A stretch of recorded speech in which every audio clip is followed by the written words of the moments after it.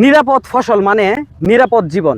এটা হচ্ছে বায়োপেস্টিসাইড জনপ্রিয়করণ প্রদর্শনী। প্রিয় দর্শক, এই বেগুনের জমিতে কোনো প্রকার রাসায়নিক কীটনাশক ব্যবহার না করে জৈব বালানাশক ব্যবহার করে কৃষকরা ফসল উৎপাদন করতেছেন এবং আপনারা অলরেডি দেখতে পাচ্ছেন এখানে পাইকাররা চলে আসছে জন্য বেগুন নেওয়ার জন্য। আচ্ছা, আপনি এখানে কি জন্য আসছেন? আমি আছি বেগুন নিবে আসছি। এই জমি থেকে বেগুন কেন নেন? এই বেগুন একটু ভালো দিকে নিতে আসছি, খাওয়ানো খুব স্বাদ, এই জন্য নিতে আসছি। আমি আগে আর দুইবার নিছি, গতবার নিছি, এই মাত্র আবার আসছি নিবে। আচ্ছা, এটা নিয়ে কি আপনাদের লাভ হয়? অবশ্যই আল্লাহ দিতেছে, না দিলে আইসি কিনা ভাই। প্রিয় দর্শক, জমি থেকে কৃষক বেগুন বিক্রি করে, এই কৃষক কিন্তু বাজারে বেগুন নেওয়া যায় না। আচ্ছা স্বপন ভাই, আপনি কি বাজারে বেগুন নেন? না, এখন তো আমি বেগুন বাজারে জাত করি নাই, আমি জমিন থেকে বেগুন বিক্রি করা ফেলাই। 5জন 4জন 5জন সবসময় চলে আসে বেগুন নেওয়ার জন্য। জৈব বালানাশক ব্যবহার করতেছেন, এতে কি আপনি লাভবান?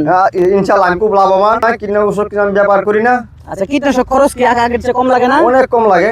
তিনি এখানে ফেরোমন ফাঁদ এবং হলুদ ফাঁদ ব্যবহার করেছেন, যার ফলে কিন্তু কীটনাশকের ব্যবহার অনেক কম লেগেছে।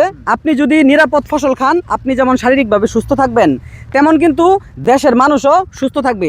এক্ষেত্রে বেগুন ভালো এবং খাইতে সুন্দর লাগে, সুস্বাদু লাগে। জৈব সেরকম সার দিয়ে তৈরি করা হয় এবং কিরা পোকামাকড় কিচ্ছু থাকে না। জৈব সার, স্টিকার, ডিব্বার মাধ্যমে আমরা পোকামাকড় নিয়ন্ত্রণ করি। খুব নিরাপদ। একবার নিরাপদ। আপনার বাচ্চা আছে, একদম নিরাপদ ফসল এটা। বাচ্চা, আপনার ডায়াবেটিস লোক, যত রোগী মানুষ আছে বেগুন খাইতে পারবেন, কিন্তু ক্ষতিকর হবে না ইনশাআল্লাহ। ফলন খুব বাম্পার ফলন।